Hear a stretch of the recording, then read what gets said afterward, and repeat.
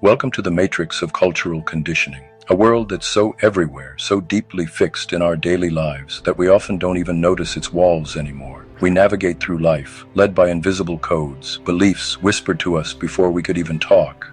These codes tell us what's normal, what's good, what seems like it just has to be.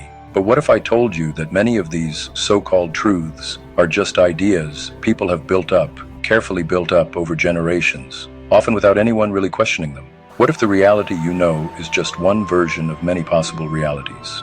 Imagine you're told it's a good idea to have your child's ears removed at birth. No medical reason, no real need for it. Just an old custom, a tradition that no one really questions. You'd think that was pretty weird, wouldn't you? A totally absurd and harmful thing to do, an unnecessary procedure on a perfectly healthy body. And yet this is exactly what happens with the foreskin of baby boys, without any questions, without anyone really looking into it deeply, just because that's the way it's always been done. A decision, often made in a haze of emotions, right after birth and pressure from what others think, that has an impact for their whole life, one that can't be undone. Is this okay, just because it's been done for a very long time? The question we're asking today isn't meant to shock you, but to help us all wake up, to pull back the curtains that hide the truth from us. We're diving deep into the code of a practice that affects millions of boys all over the world, often before they can even say one single word.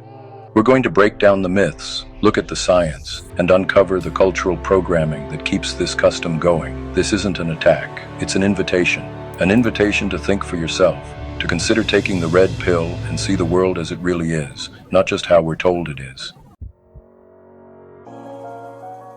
The human body is amazing, how it's changed over a very long time. It's a super complex system, and every single part has its own special job. And the foreskin? It's no different. It's not a mistake by nature, or just an extra piece of skin with no purpose. Think of it as a cleverly designed shield. It covers the head of the penis. That's the most sensitive part. It protects it from the outside world's constant bother, like air drying it out, clothes rubbing it, and everyday dirt and germs. It's the body's first defense, a natural wall guarding this very important organ, keeping it healthy. Remove this protection, and the head of the penis is exposed to a world it wasn't made for. That can cause problems, but its job is much more than just physical protection. The foreskin is a master at feeling things. It's packed with thousands of special nerve endings called Meissner's corpuscles. These are key for feeling light touch and textures. These nerves help you feel a wide range of sexual sensations, vital for natural sexual excitement and pleasure. Plus, the foreskin makes natural lubrication. This is a subtle but key part of making sex smooth and pain-free. Studies, like one by Sorrells and others in BJU International in 2007, clearly show removing the foreskin can mean much less sensitivity, more friction during sex, and sometimes sexual problems. Nature's blueprint is precise. Changing it has consequences. There's this idea, like a computer code, that's stuck in all of our minds. The idea that the area under the foreskin is just, well, dirty. But this way of thinking isn't based on science. It's more like an idea we've been taught, passed down through our culture. We've been kind of programmed to think that natural smegma, which is just a mix of dead skin cells, oils, and moisture, is a sign of being unclean, like something that needs to be cleaned away and avoided.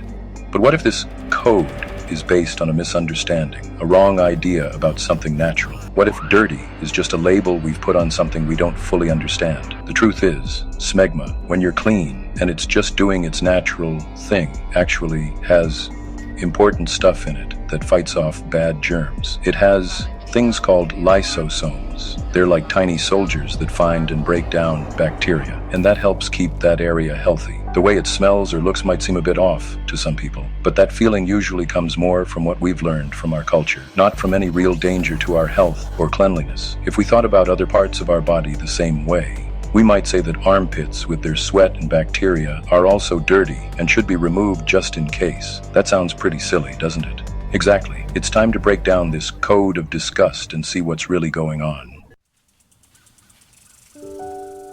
For many people, the choice to circumcise is because of their religion, a really strong belief that it's something God wants them to do. Let's look closely at Islam. The Quran, which is the holy and never-changing word of Allah for Muslims, is surprisingly quiet about having to be circumcised. Nowhere in its verses does it clearly say that boys must be circumcised. In fact, the Quran really points out how perfect Allah's creation is. Surah At-Tin, verse 4, says, "We have created humans in the best shape." This means our bodies were made perfectly without needing humans to change them. Also, Surah Ar-Rum, verse 30, says, "No change is allowed in Allah's creation." This strong statement seems to go against the idea of regularly removing a body part that works. The encouragement and instructions for circumcision in Islamic tradition mostly come from the hadiths. These are stories about what the Prophet Muhammad, peace be upon him, and his friends said and did. These writings were written down and put together by people many years after the Prophet died. They don't have the same godlike, perfect status as the Quran. And even among Islamic scholars, people really disagree about how real these hadiths are, what they mean, and how important certain ones are. So, the big question that comes up is this: whose words matter more when making a decision? God's direct word, or what people wrote and said later on? Chapter 4. The choice to see. Matrixism as a way of thinking doesn't tell you to just fight against everything, or to reject things just to be different. No, it's a call to be aware, to start using your own brain to think things through. We want you to look again at the things you've always believed were totally true. Ask the questions others don't dare to, the uncomfortable ones, the ones that challenge the way things are. Look past the easy answers like, because everyone else is doing it, or because it's always been done that way.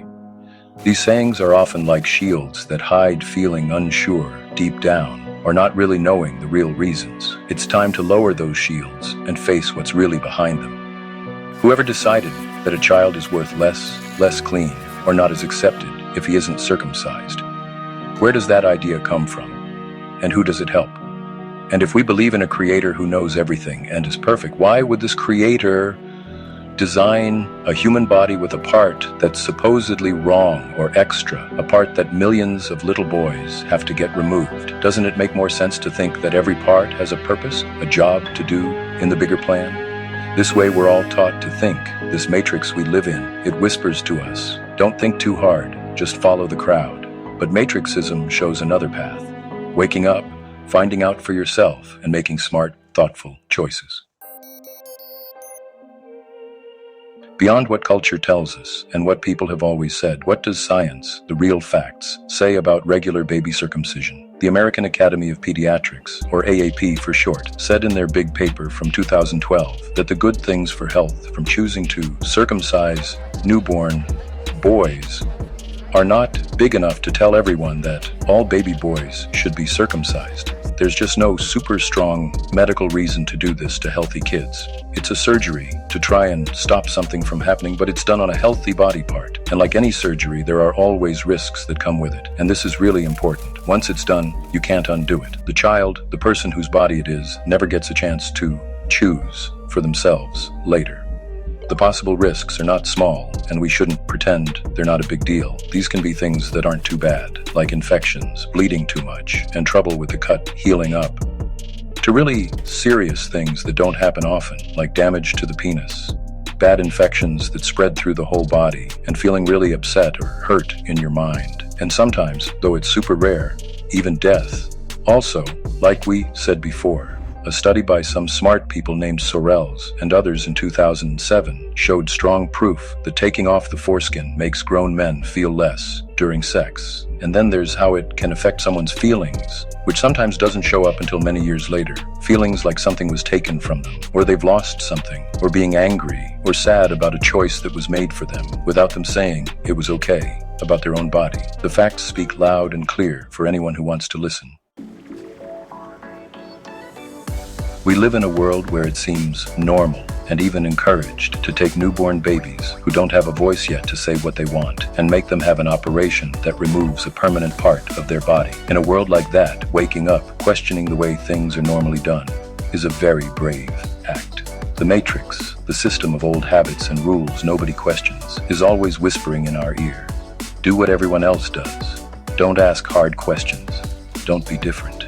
It's the voice of sameness, the crowd's tempting song trying to pull us to the safe, familiar shore of what's normal, even if that shore is built on shaky ground. But you, listening now, taking in this info, you start to see another way. You're starting to understand that normal isn't always right or good. So ask yourself this, and be honest in your answer. If someone you look up to told you tomorrow, for no strong medical reason, to cut off your newborn son's ears because it's a good tradition, or it would be cleaner, wouldn't you at least hesitate? Wouldn't you want to read all the info you could find, talk to every expert, and think about what could happen before making a choice you can't take back? So why should the foreskin, a working and sensitive part of the body, be treated any differently? Matrixism isn't asking you to just follow new rules without thinking. It's asking you to be brave enough to take the red pill of truth. This means you choose to think for yourself, do your own homework, and come to your own answers without worrying about what everyone else thinks or expects. Learn all about how the foreskin is made and how it works. Read what scientists have found out, the good and the bad points, and think hard about what makes sense. Talk about it with your partner, your friends, and doctors who are ready to have a real, honest chat without already having their minds made up. The truth isn't always easy or comfy, but it's always worth looking for. Let facts, caring for others, and a big respect for everyone's right to decide about their own body guide you, no matter how little they are. Doing things the old way can feel cozy like a warm blanket, but it should never stop us from seeing what's truly right. Follow your own path, the one that feels right deep inside you, based on what you know and how much you care. And most important, it's your job to protect your child's basic right, their right to choose for themselves what happens to their own body when they're old enough to decide. That's what freedom is all about. It's the heart of being a thoughtful parent, and it's the way out of the cultural matrix. Today we've taken a trip through the complicated parts of biology, psychology, and religion, and how society teaches us about the foreskin. It's clear now that what people often say is normal or needed, when you look closer, might just be based on old stories, wrong ideas, or traditions that are out of date. The matrix of how culture shapes us is powerful. Its ideas are planted deep inside us. But just like Neo found out, the matrix isn't impossible to get through. With knowledge, bravery, and being willing to face truths that might make us uncomfortable, we can lift the covers. Making choices about a child's body is one of the biggest and most serious jobs a parent has. It takes more than just following the crowd. It takes thinking for yourself, doing a lot of research, and a strong promise to do what's best for the child and their right to their own body. It's not about what everyone else does, but about what is truly best, based on the newest and most honest information we have. It's the bravery to say no to a procedure when the good things don't outweigh the risks and the loss of a working, healthy body part. This is what Matrixism invites you to do. Wake up your mind. Break free from the invisible chains of how society makes you think without realizing it. Ask questions, look for answers, share what you learn, and act from a place of clear understanding. The future of our children keeping their bodies whole and their right to choose for themselves all depend on the choices we make today. Awaken your mind. Visit www.matrixism.net for more information and to join a growing community of conscious thinkers. The journey is just getting started.